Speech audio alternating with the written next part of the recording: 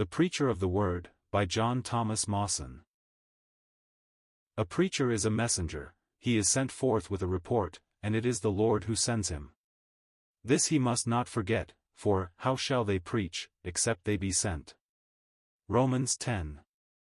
The man who keeps this in mind will be kept from self-importance and swagger. A great honor is put upon him certainly, but it is not he that is important but the message he carries. Being sent, his first thought must be the one who sends him. To please him who has chosen him, 2 Timothy 2 verse 4, to show himself, approved to God, a workman that needs not to be ashamed, verse 15, and a vessel meet for the master's use, and prepared to every good work, verse 21. This should be his one all-controlling ambition. His first thought must be his master, and his last thought too, for he must return from his mission to him to give account as to the way he has carried it out and the success of it. He commanded those servants to be called to him, that he might know how much every man had gained by trading. Luke 19 verse 15.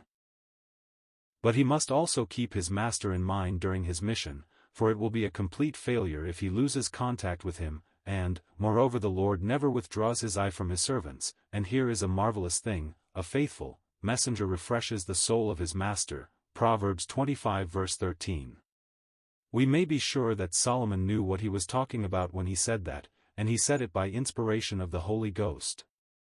The thought of the faithful messenger brings the Lord himself to the mind. He is called the faithful witness, and how perfectly refreshed was the heart of his father as he looked upon him. Twice, we know, he publicly declared his delight in him, but there was not a moment by night or day that the Lord had not the secret assurance that he always pleased the one who sent him. As my Father has sent me into the world, even so send I you, he said, so that he is the pattern as well as the master of the preacher. The true preacher comes from the Lord with a message to men. He comes to men, and he will always be ready to serve them, but they are not his master. He is bought with a price and must not be the servant of men, 1 Corinthians 7 verse 23, in the sense of taking orders from them and being under their control.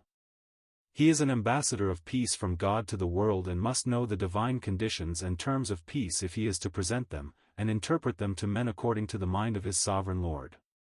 He is a bringer of good news to men from the Lord in heaven, and again we turn to Solomon, who describes this very thing as cold water to a thirsty soul, so is good news from a far country, Proverbs 25 verse 25. And if he is a faithful ambassador, he is health, Proverbs 13 verse 17.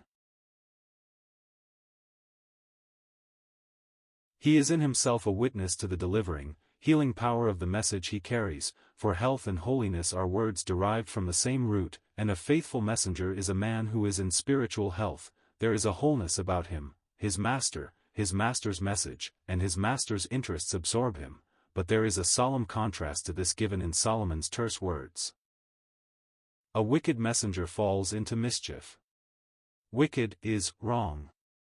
This wicked messenger has wrong views of his master, like the man who said to him, I knew that thou wert an austere man. He has wrong views as to his message, and will substitute his own honeyed words for his master's faithful message, and he not only falls into mischief himself, but causes others to fall into mischief also, for a man that flatters his neighbor spreads a net for his feet, Proverbs 29 verse 5. But a faithful witness delivers souls, Proverbs 14 verse 25. His words, which are his Lord's words, are words of salvation, setting souls free from the snare of the great and subtle adversary, for his words are truth, and the truth makes free all those who believe it. But again, he that waters others, he shall be watered also himself, Proverbs 11 verse 25. It is written in the law of Moses, Thou shalt not muzzle the mouth of the ox that treads out the corn. Does God care for the oxen? Surely he does, but he would have us learn the deeper lesson, that in laboring for others' good there is a peculiar joy, and the one who carries the message of grace from God to men is refreshed and blessed and enlarged in doing it. There is that scatters and yet increases, and there is that withholds more than is meet, but it tends to poverty, Proverbs 11 verse 24. Whichever way the faithful messenger looks, he will find joy and blessing for his own soul. What a joy, for instance, it is to be the messenger of such a master. My heart is inditing a good matter, I speak of the things I have made touching the king. And what a wonderful message is the one to be carried. The three greatest words in human language are, God is love, and that is the message. And how great is the joy when the message is effective. There is joy in the presence of the angels of God over one sinner that repents. And the faithful messenger has his own share in that joy.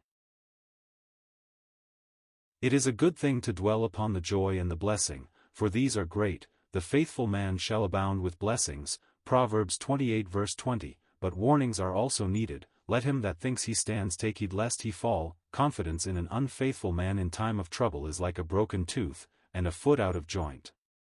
Paul preached with power, and the Holy Ghost, and with much assurance, but he never could have done it, if he could not have added, Ye know what manner of men we were among you for your sakes. So we read in his letter to the Thessalonians. He followed the Lord in his living, he was like his master. The man who carries the master's message and yet falsifies it by his life is a false witness, and a false witness shall not be unpunished, and he that speaks lies shall perish, Proverbs 19 verse 9. No man, said a wise old Puritan, preaches his sermon well to others if he does not first preach it to himself. And certainly no man affects others by the truth he speaks except as he has been affected by it himself. Who is sufficient for these things? Our sufficiency is of God, and if any man thinks himself able for this service of preaching the word apart from dependence upon God, he is surely heading for a fall as great and terrible as that of Simon Peter's.